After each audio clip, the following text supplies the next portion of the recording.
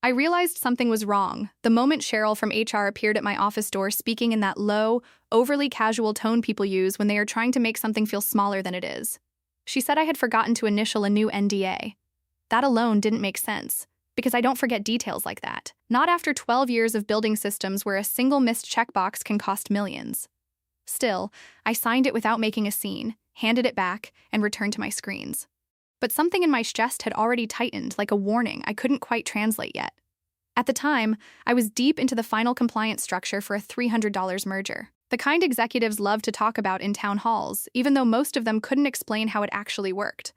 I wasn't one of the loud ones. I didn't sit in brainstorming circles or argue about company culture. I was the person who made sure everything actually functioned, the one who built the quiet, invisible connections between systems that were never meant to talk to each other. The one who got called at 2 o'clock in the morning when something broke and fixed it before anyone else even knew it had failed.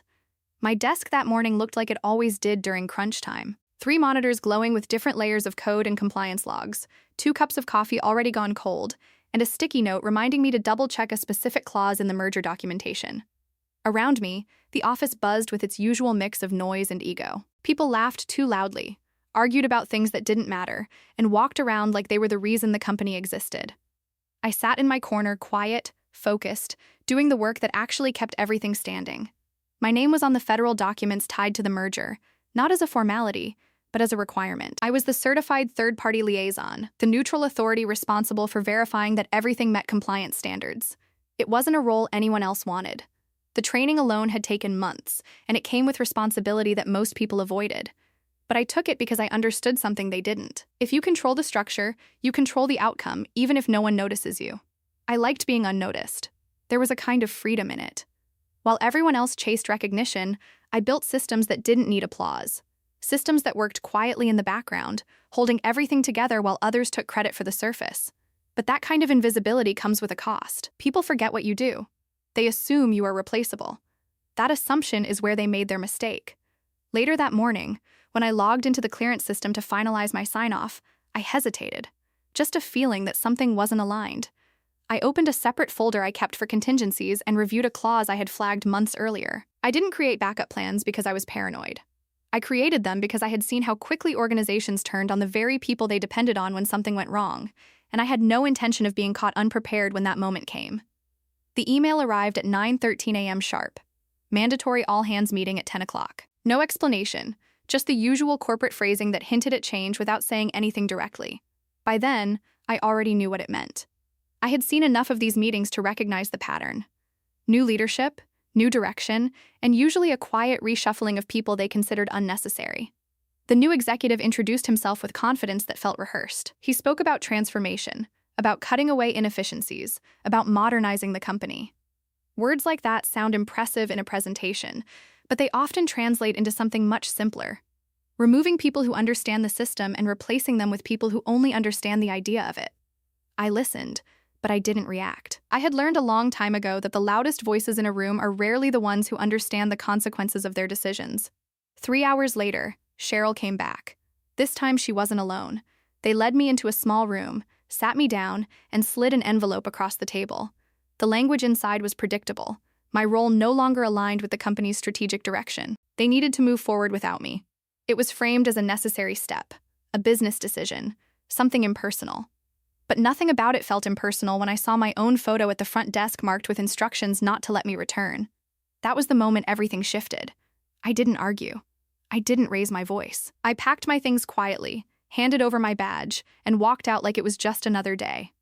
But once I reached my car, I unlocked my phone and accessed a secure system most people in that building didn't even know existed. Then I removed a single key. Not a file, not a password, a verification key tied directly to my clearance as the third-party liaison for the merger. Without it, the system couldn't validate the final compliance steps required to complete the deal. I didn't feel anger when I did it. I didn't feel satisfaction, either. It was simply a necessary adjustment. They had removed the one component that made the system functional. I was just allowing the system to reflect that reality. When I got home, the silence felt unfamiliar. No notifications, no urgent messages, no constant demands for my time. Just stillness. For the first time in years, nothing needed me. But I wasn't finished. I pulled out a file I had prepared long before that day.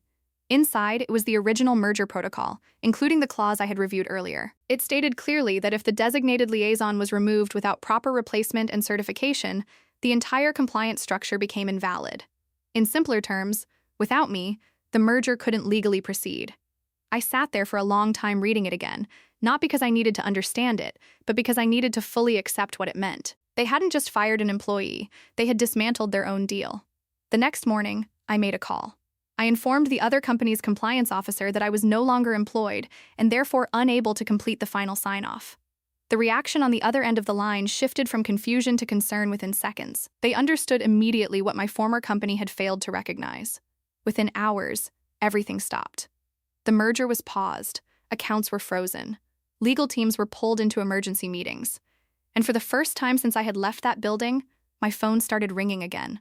I didn't answer. They tried to frame it as a minor issue at first, something that could be resolved internally. But as the reality of the situation spread through the company, the tone changed. Panic replaced confidence, blame replaced strategy. By the end of the week, the deal was effectively dead. Offers came in quickly after that. Higher salary, better title, promises of respect and authority. But they all missed the point. They still thought this was about a job. It wasn't. I had already moved on. I registered my own company, structured my services as a vendor rather than an employee, and set my own terms. If they wanted access to the systems I had built, they could have it. But not for free and not on their terms. The final outcome came quietly. No dramatic announcement, no public spectacle, confirming that the merger had been terminated due to compliance issues. And just like that, everything they had worked toward disappeared. A few days later, I received a small package. Inside was a simple note acknowledging what had happened. No requests, no negotiations, just recognition. That meant more than any offer they had made. Now I work from a space that feels entirely my own.